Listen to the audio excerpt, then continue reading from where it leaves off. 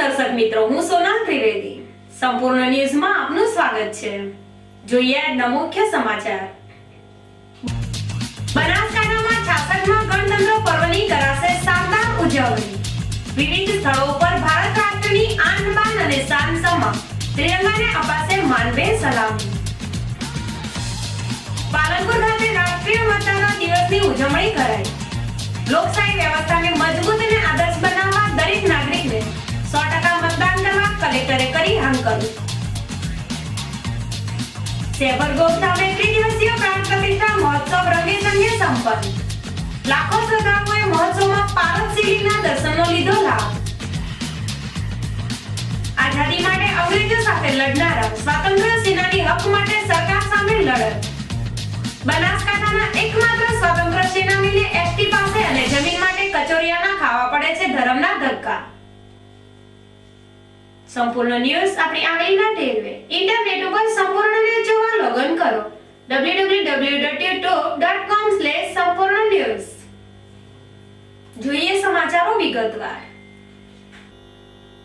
બનાસકાંઠામાં 26મી જાન્યુઆરી 2015ના રાષ્ટ્રીય પર્વે જિલ્લાભરમાં 66મા ગણતંત્ર પર્વની શાનદાર ઉજવણી કરવામાં આવશે, જેમાં શાળા, કોલેજ, સરકારી કચેરીઓ, સંસ્થાઓ સહિત વિવિધ સ્થળે ભારતની આન બાન અને શાન સમા ત્રિરંગાને માનભેર સલામી આપવામાં આવશે। આ પ્રસંગે દેશભક્તિના ગીતો અને સાંસ્કૃતિક કાર્યક્રમો સાથે વિશિષ્ટ વ્યક્તિઓનું સન્માન કરવાના કાર્યક્રમો યોજાશે। બનાસકાંઠામાં જિલ્લા કક્ષાનો પ્રજાસત્તાક મહોત્સવ પાભર ખાતે યોજાશે, જેમાં સરકારના સંસદીય સચિવ રણછોડભાઈ દેસાઈના હસ્તે ધ્વજવંદન કાર્યક્રમ યોજાશે। તેમજ પાલનપુર ખાતે આવેલા જિલ્લા પંચાયત ખાતે પ્રમુખ રાજુભાઈ જોશીના વરદ હસ્તે ત્રિરંગાને લહેરાવવામાં આવશે।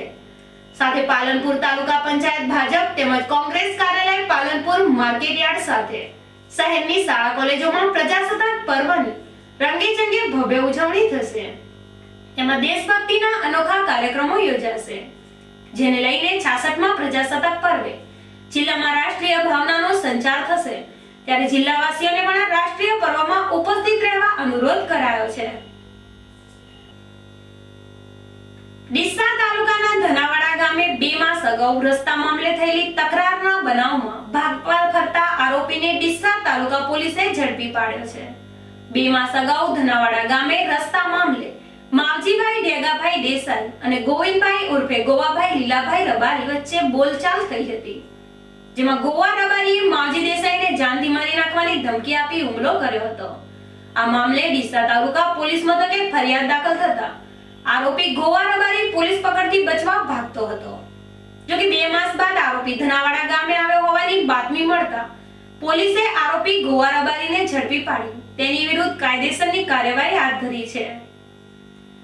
ધાનેરા શહેર ભાજપના મહામંત્રી પ્રહલાદભાઈ મોતીરામ ત્રિવેદીને થોડા સમય અગાઉ હેમરેજ થતા તેમને સારવાર અર્થે અમદાવાદની ખાનગી હોસ્પિટલમાં એડમિટ કરાયા હતા, જ્યાં 10 દિવસની સારવારના અંતે તેમનું નિધન થયું હતું, જેને લઈને તેમના પરિવાર અને ભાજપમાં ઘેરા શોકની લાગણી પ્રસરી જવા પામી હતી।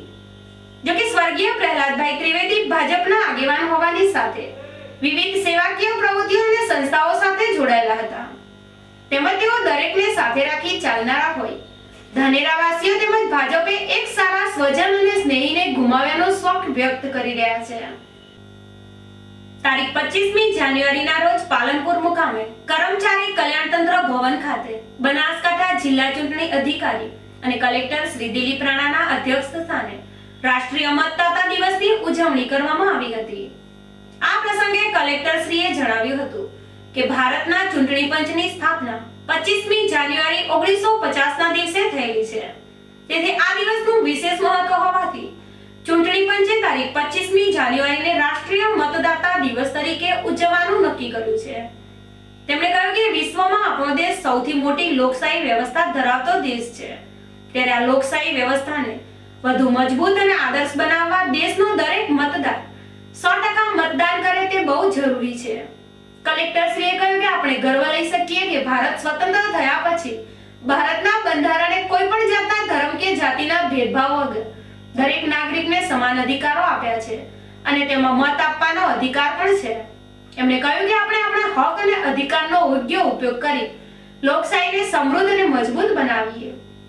તેમણે કહ્યું કે બનાસકાંઠા જિલ્લામાં જિલ્લા વહીવટીતંત્ર અને BLO ની મહેનતના કારણે 19,000 જેટલા નવા મતદારોની નોંધણી કરવામાં આવી છે અને તેમને ફોટાવાળા ચૂંટણી કાર્ડ આપવામાં આવ્યા છે.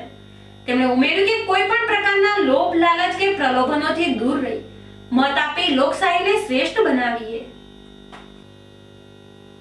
લોકશાહીમાં યુવાનોની ભાગીદારી અને મહત્વ વિશે વાત કરતા સામાજિક અગ્રણી સુશ્રી નીરુબેન પટેલે જણાવ્યું હતું કે આપણને આઝાદી મળી ત્યારથી આપણું રાષ્ટ્ર લોકશાહીને વરેલું છે. તેમણે કહ્યું કે ભારતના બંધારણે પુખ્ત વયના નાગરિકોને મત આપવાનો અધિકાર આપ્યો છે. તેમણે જણાવ્યું કે મહિલાઓ અને યુવાનો જાગૃત મતદાર તરીકે આગળ આવે તો લોકશાહીને વધુ મજબૂત બનાવી શકાશે. એમણે જણાવ્યું કે લોકશાહીમાં મતદાન કરવું એ આપણા સૌની ફરજ છે અને તે ફરજ સારી રીતે નિભાવીએ. શરૂઆતમાં સ્વાગત પ્રવચન નિવાસી અધિક કલેક્ટર શ્રી SK રાઠોડે કર્યું હતું, જ્યારે આભાર વિધિ મામલતદાર શ્રી ગીતાબેન દેસાઈએ કરી હતી.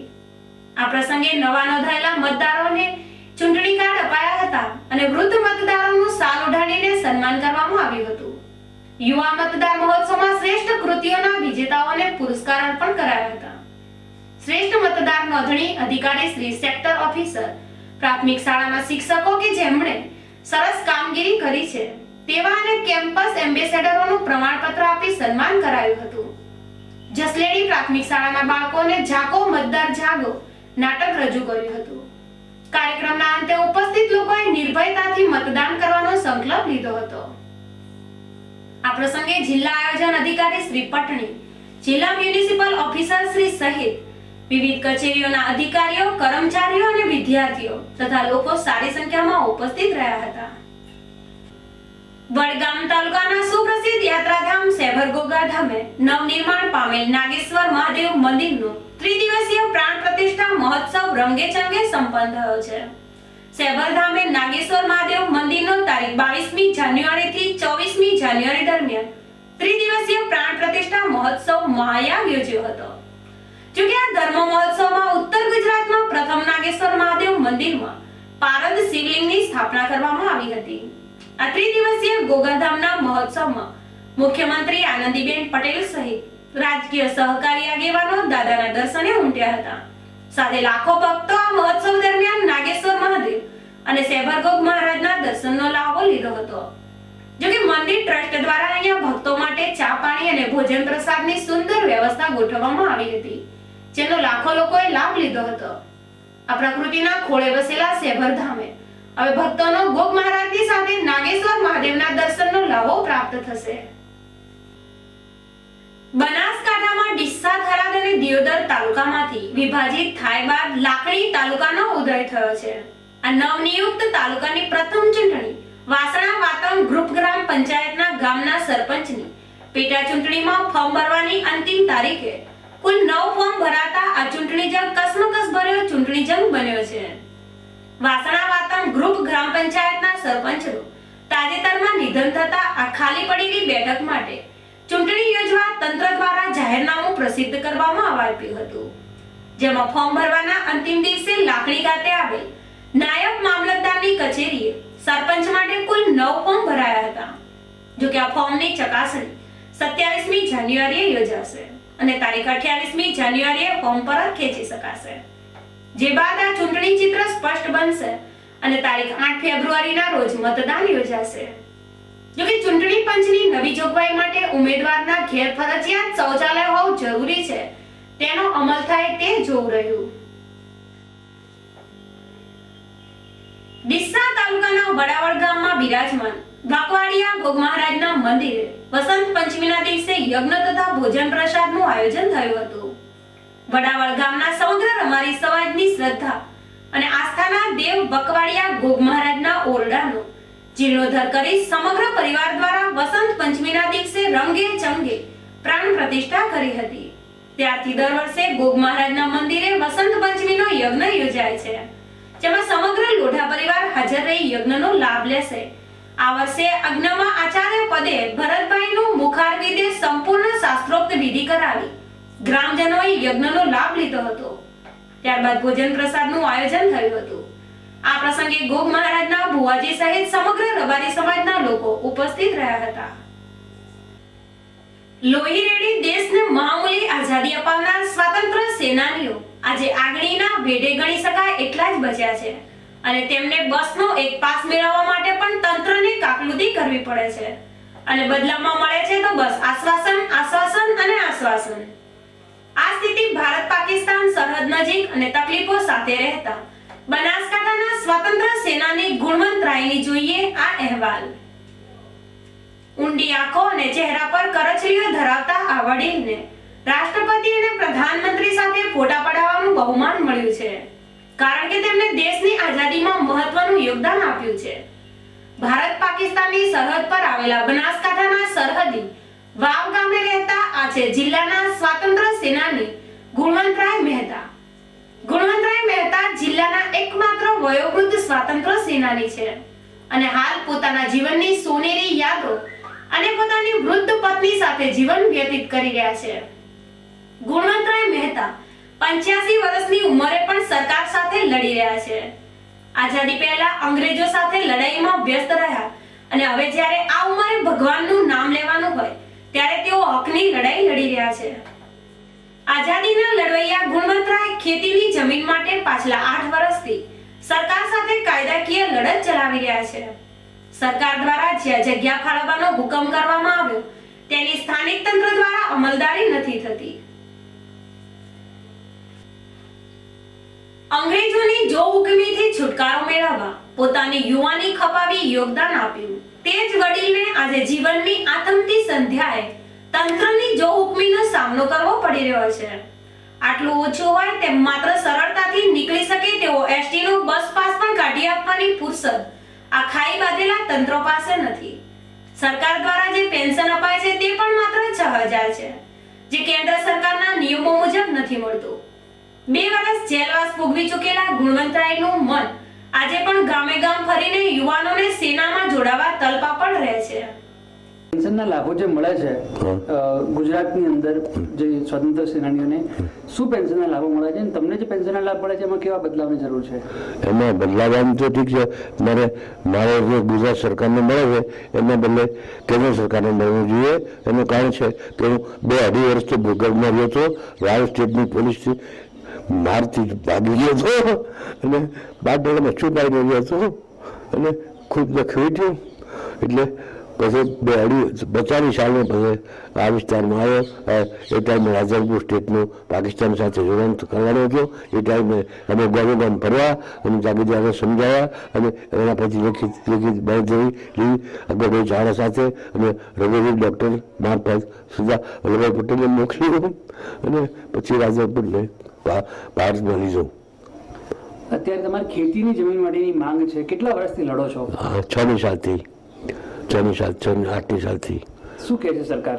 હાલો એમ કહે છે હાલો। કેટલા વર્ષ થયા? 8 વર્ષ થયા, હજુ સુધી 7 વર્ષ થયા। જમીન મળી નથી? નથી મળી। આ વર્ષે તમને એસટી નો બસ પાસની વ્યવસ્થા થઈ નથી? બાકી મેં 29/12 યોજો એટલે એ લોકોનું ફંક્શન હતું એટલે મને ખબર નહીં અને મને કીધું કે તમે 21 તારીખે આવો। હું 21 તારીખે ગયો એટલે કે આ પાસ આવેલો અને બીજો પાસ કાઢી તમે આવશો એટલે કે આ લેમિનેશન થયેલું છે એટલે ઉખીને બીજો આવશો અને બીજો પાસ હવે હાલ ફોર્મ નથી એટલે 2 વાળા પછી તમને મોકલશો ડબો થર્ડ મારફત, પણ હજી આવ્યું નથી। મેં અરજી કરી તો હજી આવ્યું નથી। પ્રયાસ નજીક આવી ગયો છે, ગામો ગામ ફરવો હતો, ઉત્સાહ લોકોને કરવા હતા પણ કંઈ થઈ શક્યું નહીં। શું કરો આવ્યો નહીં પાસ। તો ખેતીની જમીન માટે મોકળી કરી હાલતા નહીં સરકાર, શું કહેવું તમારું?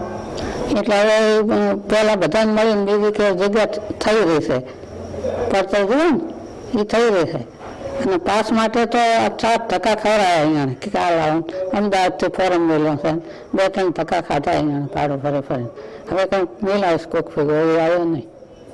ચાલ એમ માવઠું હતું તો ગયા હતા, પહેલી તારીખ કામ જાત છે ને પાસ સહી કરવા તો કે અમારે મીટિંગ છે ને મારા આમ છે નામ છે એટલે પછી પાસ આવ્યા। હવે બીજી વાર ગયા તો પાસ આવ્યા, ત્રીજી વાર કે હું કહું ડ્રાઈવર ભેગો કંડક્ટર જાય ને કે હું મેળવી દઈશ, તમે કે મને પાસનો ફોટો દેતા મિલીને આવ્યા પણ હવે હજી આવ્યો નહીં, દવા દે ત્યાં। કામ તાર સહી કરી દે. હાલમાં એ બધા શીખર કણે સહી જ ના કરે. આપનું નામ બોલો. તમે નામ બોલો. દયાબેન. બનાસકાંઠા જિલ્લાની ભારત પાકિસ્તાન સરહદને અડીને રહેતું મહેતા પરિવાર વર્તમાન ભ્રષ્ટ શાસન વ્યવસાયથી વ્યથિત છે.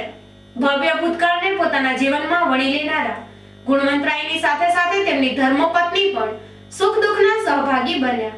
આજે એવો પણ તંત્ર દ્વારા થતા આવા કડવા અનુભવોથી વ્યથિત છે. આસપાસ રહેતા લોકોને એ વાતનું ગૌરવ છે કે આઝાદીના સાક્ષી તેમના પડોશી છે, પરંતુ આવી વ્યક્તિઓ સાથે આવું થાય ત્યારે સામાન્ય અરજદારોની શી હાલત થતી હશે. અમારા ગામના સ્વતંત્ર સેનાની શ્રી ગુણવંતરાય બા છે. તેમને ઘણા કેટલા વર્ષથી તકલીફ પડી રહી છે. જે ગામની એમને ખેતીનો પ્રશ્ન છે એ જો સરકાર સાંભળે તો સારું કહેવાય.